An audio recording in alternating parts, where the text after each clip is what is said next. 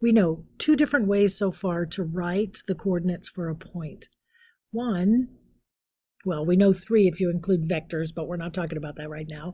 So we know that on a Cartesian plane, this point could be written as x, y coordinates. We also know in polar form that we could write this as r, meaning the length of the hypotenuse of a rectangle, or excuse me, a triangle, and theta, the angle that carves it. Well, it turns out there's another way, and it's a little bit less obvious, but super easy to understand.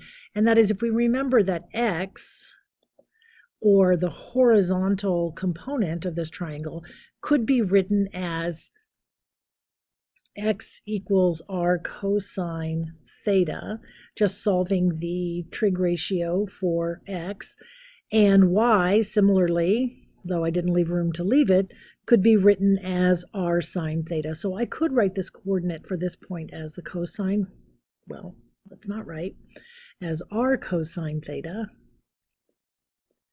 and r sine theta.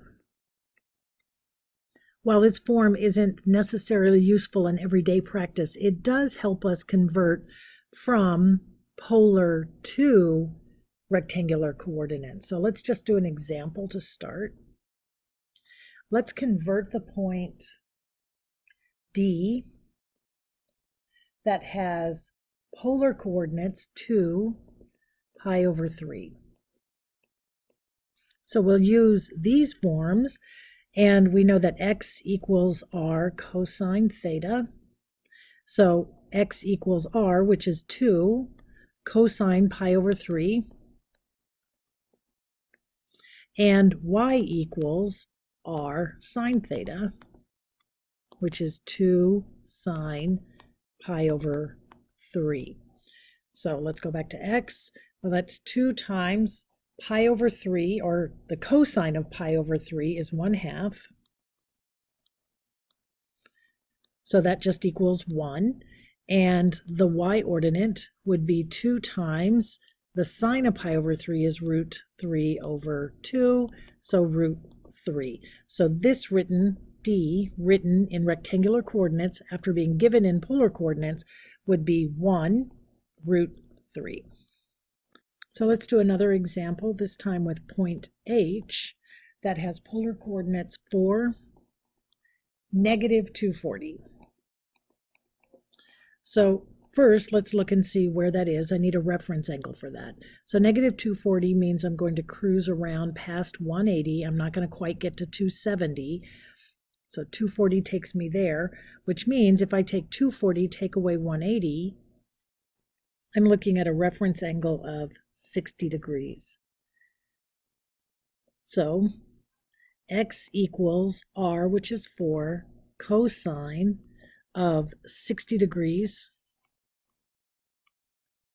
which is 4 times the cosine of 60, same evaluation as here, is 1/2.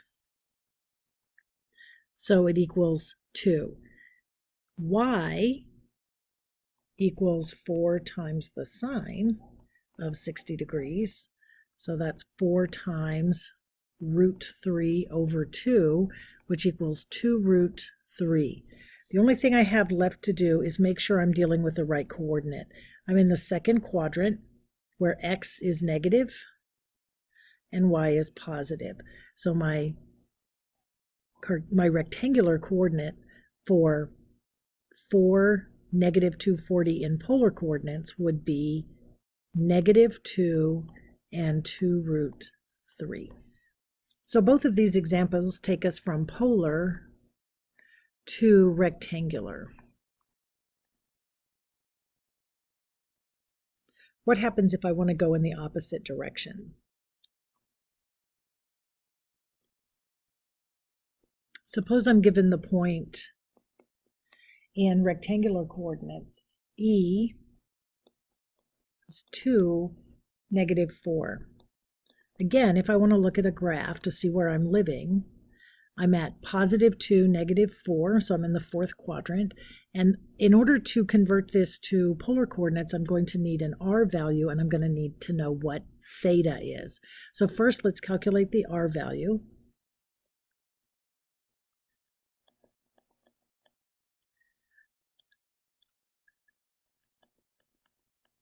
which of course is just the Pythagorean theorem. Square root of 4 plus 16, so 20. And so that's 2 root 5. And I want to use the inverse tan function. If y is -4, or in this case we want to keep it as +4 just for the calculation, and 2 of the opposite over the adjacent, or tan 2, I could reduce it at this stage. So we're looking for theta equals the inverse tan of 4 over 2, which equals, or approximately equals, I'm going to grab a calculator. So we're looking at the inverse tan of 2, and I want an approximate value, is I'm going to round up, 1.11.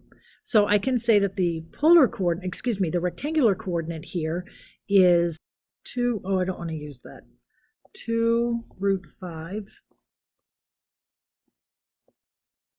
4.47 is 4 point,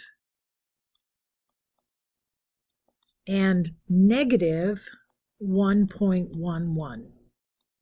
Now, notice, so you do have to be careful when you're finding, or when you're converting from rectangular to polar coordinates, because while this is a perfectly good coordinate in polar form to explain this point in rectangular form, which would be 2, -4, the radius isn't going to change, but the angle could be different. So I could actually look at this angle, which means that I would have another point or another coordinate representing this point in polar form, which would be 4.47 and -1.11 plus 2 pi. So going from rectangular to polar, you're not necessarily going to get a unique result. Depending on your calculations and your neighbor's calculations, you could get two different values. From polar locks right here. So if I know what the polar form is going to rectangular, I am going to get a unique solution. So keep that in mind whenever you're making that conversion. Otherwise, it's pretty straightforward, pluggy-chuggy math.